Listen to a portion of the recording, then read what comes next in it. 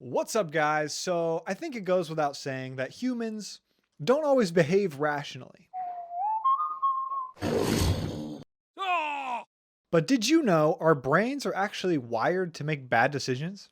Over the course of our evolution, we developed certain blind spots that cause us to systematically misperceive reality. And the problem is, it's hard to fix these errors in your thinking because you usually don't even know you're doing them. So in this video, I'm going to explain 3 common flaws in human thinking that I've noticed in myself and people around me. And for each decision-making flaw, I'll give you a prescription for avoiding making that error in the future. This is a super fascinating topic. I'm really excited for this one, so let's get started.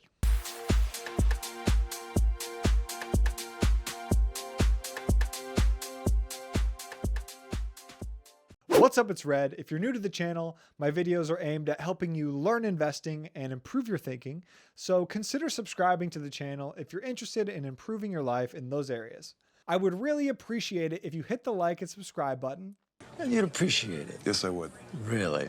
But before we get started, I want to give credit to the book Mistakes Were Made, But Not By Me by Eliot, Aronson, and Carol Tavris, as well as Charlie Munger in the book Poor Charlie's Almanac by Peter Kaufman. Charlie Munger is the source of most of this material, and for those of you who don't know, Charlie Munger is a famous investor who is also Warren Buffett's business partner at Berkshire Hathaway. Long story short, Charlie is basically a genius, and over the course of his career, he chronicled all the decision-making fallacies he noticed people commonly make that led to bad outcomes in business and in life. And I picked 3 interesting ones to share with you guys in this video. So with that said, let's get into the first decision-making bias. The first bias we'll be talking about is influence from mere association. I remember back when I was younger, going out to a dinner at a nice restaurant with a group of people. It's not a super nice restaurant, but I think the food is delicious, and basically everyone I know loves this place. And when we were there, I noticed one of the couples was in a bad mood. I think they had an argument or something on the drive over, and they were both quiet and upset looking the whole dinner. And oddly enough, now they don't like the restaurant. They say they didn't like the food, but in reality, I think their minds are just coming up with reasons to dislike the restaurant because of the association of the restaurant with their negative experience. As humans, we automatically feel pleasure or pain when we connect a person or situation with an experience we've had in the past. Our minds have a conditioned reflex to automatically make connections between things simply because they're associated, even though they may not be related at all. And we tend to move toward the things we associate with pleasure and away from the things we associate with pain. The most famous example of this is the Pavlov's dog experiment. You may have heard of it, but this is the one where researchers would ring a bell every time they fed a dog, and after a while, they could get the dog to salivate simply by ringing the bell. The dog had made the association that bell means food. One example of this bias in our daily lives is that brand marketers will try to avoid placing their commercials right after other commercials or TV programming that makes you feel a negative emotion. They know that you may unconsciously associate the negative emotions you're feeling with their product by showing you the advertisements at the wrong time. Another example of where this bias can hurt you is that it makes people reluctant to tell others bad news. Many times, whether we like someone is influenced by the events we associate that person with. So bad news isn't always welcome. We tend to dislike people who tell us what we don't want to hear, even though they didn't cause the bad news in the first place. This gives people an incentive to avoid giving you bad news or altering some information they tell you to make it more well received. This is where the phrase "don't kill the messenger" comes from, and I am sure that you can imagine how this can lead to tragic circumstances. Warren Buffett says when someone goes to work for them, they only give them a few instructions, and one of them is to tell them any bad news immediately. So what are some solutions to this decision-making flaw? Well, the first one is try your best to evaluate situations and people based on their own merit. Remember, people are neither good nor bad merely because we associate them with something positive or negative. Also, encourage people to tell you bad news immediately. And don't get mad at the people who deliver you bad news. In the long run, this will cause you way more harm than good because you are setting a precedent where people are afraid to tell you the valuable news that you might need to make a decision. A better response would be to thank them. Okay, so that was bias by mere association. Let's move on to the next bias in our thinking. The next bias is the tendency for over-optimism. The most glaring example of this is what psychologists call the Dunning-Kruger effect. Once you learn about this, you will start to see it everywhere. So here's a chart of the Dunning-Kruger effect. The Dunning-Kruger effect is a bias where people who are complete beginners to something assess their own ability as much greater than it actually is. But once they start learning more and more about it, they start to realize that it's a lot harder than they actually thought. A lot of you watching these videos are trying to learn investing, and I remember when I first started down that path myself, I was dead set on finding the way to make the most money possible in the stock market with the least amount of work. The problem with this is that I believed the books that made me feel like it was easy. I read a book that convinced me that there wasn't much to making 50% annualized returns in the stock market as long as you followed some simple chart reading strategies. I tricked myself into thinking I was really smart, and long story short, I ended up losing a lot of money trading that way. And the sad thing is, most amateurs fall for this. And another time this was super apparent was the first time I tried a Brazilian jiu-jitsu class. I think most people believe that if it came down to it, they could probably fight and defend themselves. But if you haven't done a sport like martial arts or wrestling or fought in any type of way, then you can't fight. I remember thinking like if it came down to it, I could fight. But after my first class, I was totally proven wrong. I was crushed by girls, crushed by people 50 pounds lighter than me. So the Dunning-Kruger effect is so real, so watch out for it in your life. But overconfidence isn't just a problem for beginners. Overconfidence can be a really big problem after you have a recent success. So let's say you had a big success on a business venture.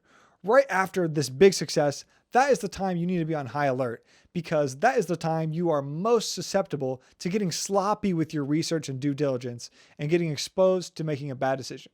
And this is a hard one to learn the hard way. A hard one to learn the hard way. So what are the solutions to overconfidence? Realize it's unlikely that you will have success when you first start something new. Have realistic expectations. Be patient. It's a marathon, not a sprint. Everything is going to require more hard work than you think it's going to be. And the older I get, the more I appreciate people who've had success in their life. Another one is if you fail at something at first, it may be a blessing in disguise. The alternative could be overconfidence, which could lead to an even worse outcome. And be on high alert after you have a big success in your life. This is the time where you need to be extra careful with your research and due diligence. All right, moving on to the third one. The next bias we'll be discussing is cognitive dissonance that leads to self-deception and denial. This one is really a bitch. Imagine someone you know who smokes cigarettes. The fact that they smoke 2 packs a day, coupled with the knowledge that smoking is a dumb thing to do because it could kill me, is likely to cause some cognitive dissonance in them. Cognitive dissonance is a state of tension that happens when someone holds 2 ideas or beliefs that are psychologically inconsistent, meaning they contradict each other. It's when your mind is torn between 2 opposite poles and you don't know what's right. And this dissonance is very uncomfortable to people. It's hard to have a tranquil inner state and live a relatively functioning life when your mind is constantly arguing with itself. So our minds have developed dissonance-reducing strategies to ease the pain, namely in the form of rationalization. The easiest way for your friend to reduce their dissonance would be to quit smoking, but if they have already tried and failed, the next dissonance-reducing strategy in line would be to come up with some great reasons why it's okay to smoke. So they might rationalize to themselves that life is short anyway, or smoking helps them relax. After all, stress and anxiety are health risks too. As humans, we are amazing geniuses at rationalization. Think of it like a little lawyer is living inside your head who is a genius at coming up with convincing justifications for just about anything that serves your self-agenda. And his job is not to make you see what's actually happening in the world. His job is to tell you stories that distort reality and make you feel more comfortable. I'm sure it's not hard to imagine all the negative consequences of this. One of the biggest ones is that we can convince ourselves to believe something just because it sounds believable or because we want to believe it, even though it may be totally wrong. This has ramifications that can lead to you losing money on investments, justifying an unhealthy lifestyle, and damaging your personal relationships, and many more bad things in your life. So what are some solutions to this? One solution is to make a commitment that knowing the truth is the most important thing. In Ray Dalio's book, Principles, his first life principle is to embrace reality and deal with it. If something is painful, go to the pain rather than avoid it. That's how you grow. The next solution is to be aware of your own self-bias in any situation and look out for your mind rationalizing certain beliefs or actions you take when in fact they could actually be detrimental to you and those around you. And lastly, in the words of Richard Feynman, the first principle is that you must not fool yourself, and you are the easiest person to fool. Try to know what you don't know and learn to recognize when your ego is getting in the way. To tell you the truth, this one is really hard, and I am fully aware of the problems this causes, and I constantly find myself falling for my own stupid rationalizations of things. But don't worry, we're going to be going into cognitive dissonance a lot more in the future. In my opinion, dissonance theory is the most fascinating and damaging of all the cognitive biases. So moving on, I know I only said I was going to do 3 biases, but I'm going to give you one here as a bonus. This one is called the LOLLAPALOOZA effect. Charlie Munger describes the LOLLAPALOOZA effect as when you get 2 or 3 or more of these psychological biases operating together, you really get irrationality on a tremendous scale. So just as a quick example, let's say you have some cash available and you want to start investing that money. And after reading a few books that make it seem easy, you decide that you want to buy your first rental property. So you start looking for homes available for sale, but after a while, you can't seem to find any that meet your cash flow projections. You start to get a little impatient and you meet with a seller who has a golden retriever. You love golden retrievers and automatically associate those positive feelings with the house. And you realize the numbers don't exactly pencil out, but I like the house and I like the golden retriever. So your mind starts giving you all these good reasons to purchase it. And you tell yourself, you know, it's in a good location and property values in this area have risen a lot in the past. Maybe they'll keep rising and maybe my rent projections were too low. And you know what? I guess I can always Airbnb it. And besides, I got to start somewhere. And there you go. Voila. You have tricked yourself into buying a rental property that was never a good investment in the first place.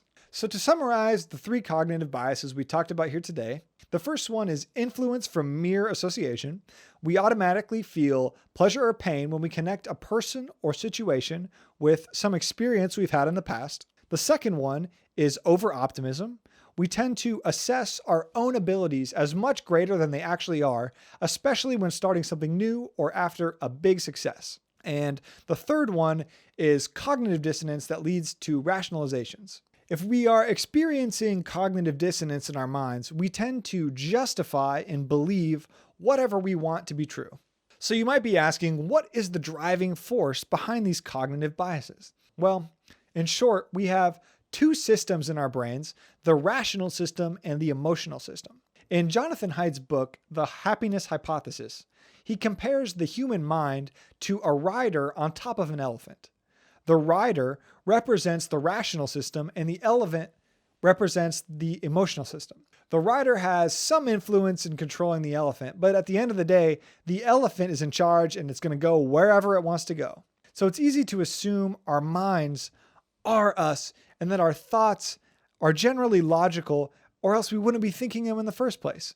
But I would like you to consider that that is not necessarily the case. Your emotions and impulses have a massive influence on your behavior, even though it may seem like you're being rational at the time. All right, so for homework, I have 2 exercises for you. The first one is for each of these biases, see if you can come up with an example of when you've seen somebody else fall for this bias. That should be pretty easy because it's usually not that hard to identify when other people are messing up. But then when you're done with that, the second exercise is try to come up with ways where you currently or in the past have fallen for these biases in your life. This one will probably be a little bit harder than the first one because it's not always easy to look deep into yourself and do this type of introspection work. But luckily, I have a special trick for you for overcoming that resistance. I once saw a video of a world-class orchestra teacher coaching a student through a very difficult musical piece. I'll find the video. I'll link to it in the description. That video is amazing. You should watch it, by the way. But instead of getting upset with himself at making a mistake, he encouraged his student to instead think, oh, a mistake, how fascinating. And so it takes the edge off the mistake. Instead of going, oh, he goes, oh, how fascinating. So when you discover one of these errors in your own thinking, instead of beating yourself up about it, say to yourself, how fascinating.